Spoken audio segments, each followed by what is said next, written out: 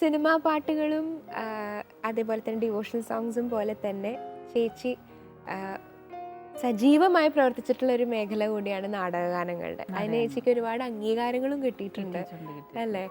2001-ലും 2003-ലും 2008-ലും state award ഉണ്ടായിരുന്നു. 3 പ്രാവശ്യം state award ഉണ്ടായിരുന്നു.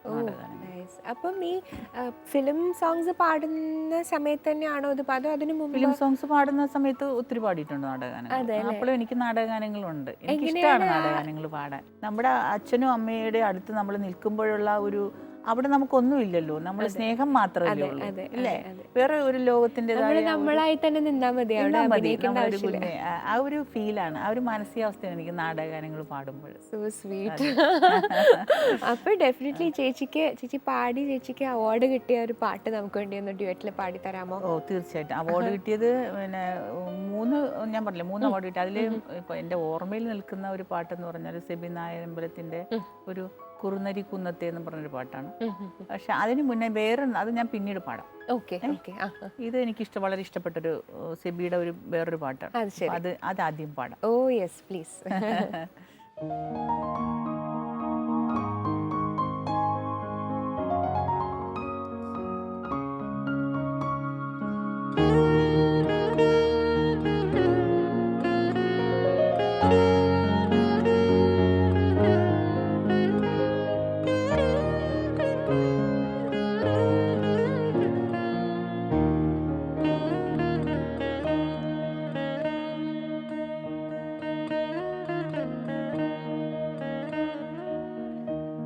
ഹൃദയമൊരു വീണയായി ഒരു തരളഗാനമായി, ഹൃദയമൊരു വീണയായി ഒരു തരളഗാനമായി, വിതുമ്പുമെൻ്റെ കഥനഭാരം തുളുമ്പുമെൻ്റെ മധുരനാദം, ഒരു ഹൃദയമൊരു വീണയായി ഒരു തരളഗാനമായി,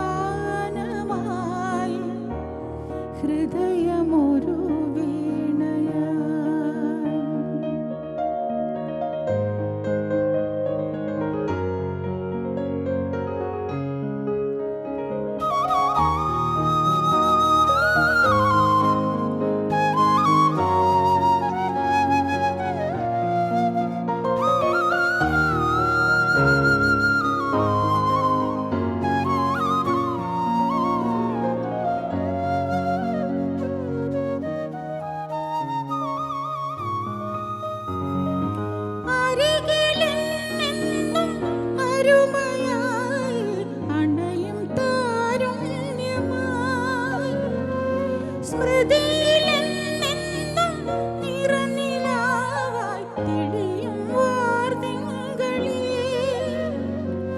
വസന്തവും ഗ്രീഷ്മവും നമ്മിലൊന്നാകുമോ, ഹൃദയമൊരു വീണയായി ഒരു തരളഗാനമായി,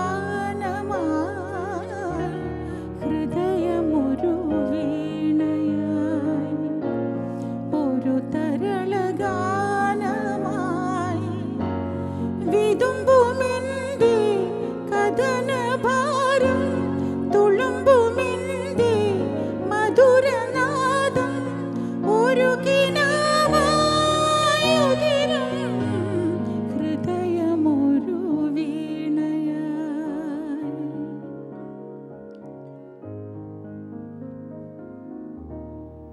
നല്ല രസമുള്ള പാട്ട് ചേച്ചി. നല്ല പാട്ടുകൾ, എല്ലാം നല്ല പാട്ട്, നല്ല സുഖമുള്ള പാട്ട് കേൾക്കാനായിട്ട്. നമുക്ക് ഒരുപാട് ഇഷ്ടമെന്ന് തോന്നും പാടാൻ. അപ്പം എന്തായാലും നേരത്തെ പറഞ്ഞു ചേച്ചിയുടെ മഞ്ഞുമാസ പക്ഷി എന്നുള്ള പാട്ട് കേട്ടപ്പോൾ ഞാനും അമ്മയും തമ്മിലൊരു തർക്കം ഉണ്ടായി ആരാ പാടിയെന്നുള്ളത്. അപ്പോൾ ചേച്ചിയുടെ ഒരു വലിയൊരു ഒരു വോയിസിന്റെ പ്രത്യേകത എനിക്ക് ഒരുപാട് പേര് പറഞ്ഞിട്ടുണ്ടാവുമല്ലേ, ജാനകി അമ്മയായിട്ടുള്ള ഒരു സാമ്യം വോയിസ് ടെക്സ്ചറിൽ, അത് കുറെ പേര് പറഞ്ഞിട്ടുണ്ടാവും. പേരുകൾ പോലും എന്റെ പേരിലോട്ട് ഇടച്ച് വലിച്ചിടരുതെന്ന് മാത്രമേ എനിക്ക് അഭ്യർത്ഥനയുള്ളൂ. കാരണം ജാനകിയമ്മ എന്ന് പറഞ്ഞ ജാനകിയമ്മ മാത്രമേ ഉള്ളൂ. അത്രയും വലിയൊരു സിംഗർ ജാനകിയമ്മയുടെ അരികിൽ അങ്ങനെയൊന്നും പാടാൻ മറ്റുള്ളവർക്ക് സാധിക്കില്ല. അത് ഒന്നേ ഉള്ളൂ. അതെ, തീർച്ചയായിട്ടും അത് ആ കാര്യത്തിലൊരു സംശയമില്ല. പക്ഷെ എന്തായാലും ഒരു പിന്നെ അങ്ങനെ അത് ഇങ്ങനെ പറയുന്നു മറ്റുള്ളവർ, അതിങ്ങനെ പറയുന്നത് ഞാൻ സന്തോഷമായിട്ട് എടുക്കുന്നു, അതൊരു വലിയ അനുഗ്രഹമായിട്ട് എടുക്കുന്നു. തീർച്ചയായിട്ടും. പക്ഷേ ഞാൻ ഹൃദയത്തിൽ ഒരിക്കലും ആശിച്ചിട്ടില്ല. ഒരിക്കലും ജാനകിയമ്മനെ പോലെ അതുപോലെ ആകാൻ, അല്ല അതുപോലെ മറ്റുള്ളവർ പറയാൻ പോലും, എനിക്കത് കേൾക്കുമ്പോൾ പോലും എനിക്ക് എന്നെ അതിലേക്ക് എന്തിനാണ് ഇത്രയും വലിയ ഗായികയുടെ പേര് എൻ്റെ ഇതിലോട്ട് എന്തിനാണ് വലിച്ചു കഴിക്കുന്നതെന്ന് മാത്രമേ തോന്നിയിട്ടുള്ളൂ. സത്യസന്ധമായിട്ട് പറഞ്ഞാൽ എനിക്ക് അങ്ങനെ മാത്രമേ തോന്നിയിട്ടുള്ളൂ. ജാനകിയമ്മയുടെ ഇത്രയും വലിയൊരു ആരാധിക എന്നുള്ള നിലയ്ക്കും പിന്നെ എനിക്കൊരാഗ്രഹമുണ്ട്, ജാനകിയമ്മയുടെ ഒരു പാട്ട് ചേച്ചിയുടെ ശബ്ദത്തിൽ എങ്ങനെ ഉണ്ടാവും കേൾക്കാനായിട്ടെന്ന്, ലൈവായിട്ട് ഏകദേശം ജാനകിയമ്മയുടെ എൻ്റെ ആഗ്രഹങ്ങൾ മാത്രമാണത്. ജാനകിയമ്മയുടെ പാട്ടുകൾ പാടുക എന്നുള്ളത് എൻ്റെ ഒരു മോഹം മാത്രമാണ്. അല്ല ജാനകിയമ്മ പാടുന്ന പോലെ അല്ലെ അതിൻ്റെ അതിനകത്ത് നമ്മൾ വരില്ല ഒരിക്കലും. ജാനകിയമ്മയുടെ അധികം കേൾക്കാത്ത 1-2 പാട്ട് പാടണമെന്ന് ഞാൻ ചിന്തിച്ചു. ഞാനത് പഠിച്ചെടുത്തു. അതിന് പറ്റിയ എനിക്ക് അയച്ചു തന്നു. ഓ, വെരി ഗുഡ്. അപ്പൊ അങ്ങനെ ഒരു റെയർ കളക്ഷൻ തന്നെ ആവട്ടെ ഇന്നും ഇവിടെ.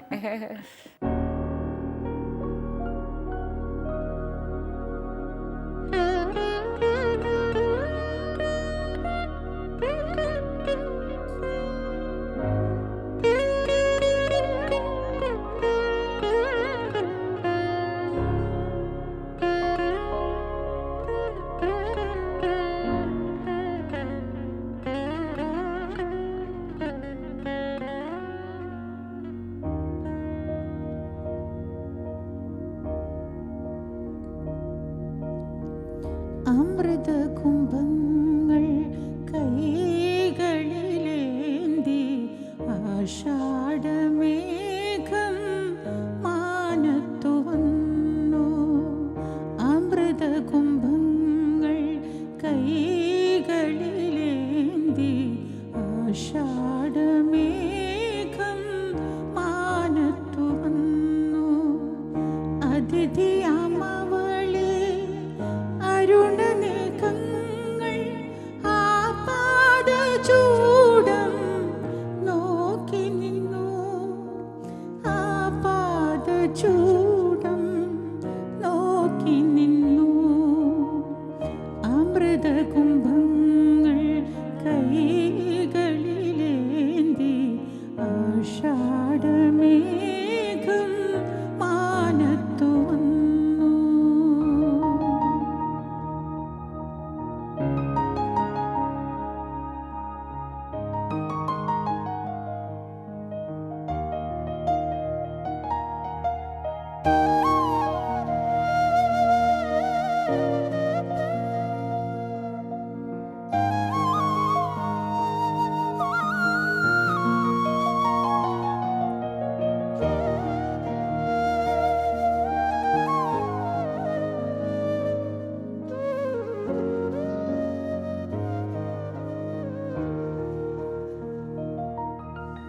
ഒരു രാഗമേഘത്തിൻ മിഴി നനഞ്ഞു.